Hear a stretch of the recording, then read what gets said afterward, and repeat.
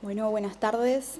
Muchas gracias por el espacio. Es un gusto enorme poder estar aquí y participar de este debate. En esta presentación retomaré los puntos que me parecen trascendentes para este debate parlamentario de la sentencia de la Corte Suprema del año 2002 en el caso que conocemos como FAL. Tanto los relatos biográficos de mujeres que abortaron como las estimaciones de aborto inducido en el país que hemos podido escuchar en estas audiencias públicas muestran que el aborto es una práctica que la regulación jurídica vigente hace casi 100 años no ha podido controlar, aunque sí tuvo otros efectos sobre las vidas de las mujeres. Los avances sobre la regulación jurídica del aborto, sin embargo, comenzaron a visibilizarse hace poco menos de 2 décadas. Las investigaciones sociojurídicas recientes muestran que, a diferencia de lo que ocurrió hasta la década de 1990, desde los 2000 los avances en el debate jurídico sobre el aborto en el país no están en la doctrina jurídica, históricamente monopolizada por abogados penalistas y constitucionalistas favorecedores del statu quo, sino en los documentos de investigación de las organizaciones de mujeres, feministas y de derechos humanos, así como en la jurisprudencia nacional e internacional. Precisamente los más de 20 casos judiciales de mujeres que no pudieron realizarse abortos permitidos por la regulación jurídica vigente en el sistema de salud y que trascendieron en los medios de prensa en los últimos 15 años, provocaron, conjuntamente con otros procesos sociales, la emergencia del debate público sobre la necesidad de cambios en la regulación jurídica del aborto. Estos casos judiciales evidenciaron que el sistema penal ha sido efectivo para mantener a las mujeres presas del poder médico en su entramado con el poder judicial y de prácticas sanitarias riesgosas en la clandestinidad que, de diferentes formas, afectaron su salud y sus vidas. En el año 2012, la Corte Suprema se pronunció sobre uno de esos casos judiciales, al que conocemos como FAL, que involucró a una mujer de 15 años embarazada como producto de un abuso sexual que no pudo acceder a la práctica del aborto en el sistema de salud. En la sentencia, la Corte consideró que ese caso judicial se daba en el contexto de un debate público que ponía en cuestión la regulación jurídica vigente del aborto. Por eso la sentencia de la Corte resuelve ese caso y también todos los demás. Es un punto de inflexión en el debate jurídico sobre el aborto y uno de los instrumentos jurídicos más completos de los que disponemos para avanzar en el modelo de despenalización del aborto y en las regulaciones necesarias para la realización de la práctica segura y sin obstrucciones en el sistema sanitario. 2 rasgos de este fallo me parecen trascendentes para este debate parlamentario.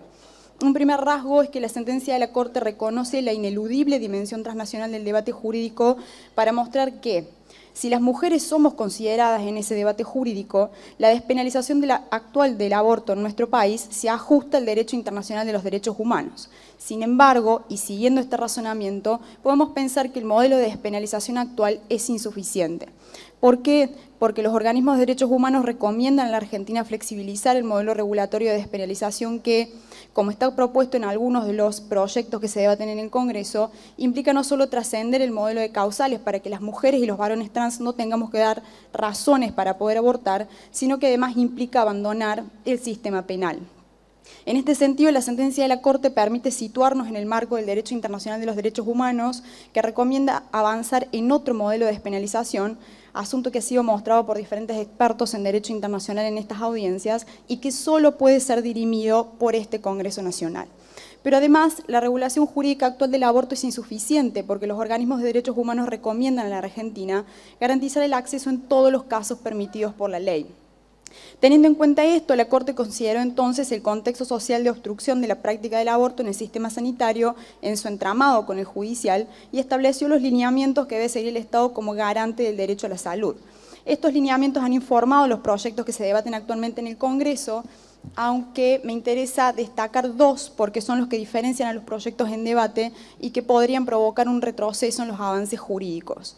Uno que se refiere a la intervención de los profesionales de la salud en la práctica.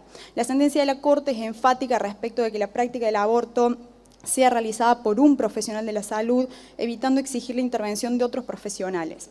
En este sentido, es necesario llamar la atención respecto de la intervención compulsiva de equipos técnicos interdisciplinarios que, como lo proponen algunos de los proyectos, podría configurar un obstáculo para la realización de la práctica del aborto. Y otro que se refiere a la objeción de conciencia. La sentencia de la Corte es contundente respecto de que la objeción de conciencia no puede ser institucional. Esto implica que los establecimientos de salud están obligados a disponer de profesionales no objetores que realicen la práctica. En este sentido, es necesario también llamar la atención respecto de la posibilidad de que un establecimiento de salud derive la práctica a otro establecimiento de salud porque no cuenta con profesionales no objetores, como lo proponen también algunos de los proyectos en debate, porque podría configurar o configura objeción de conciencia institucional y, por lo tanto, un obstáculo para la realización de la práctica.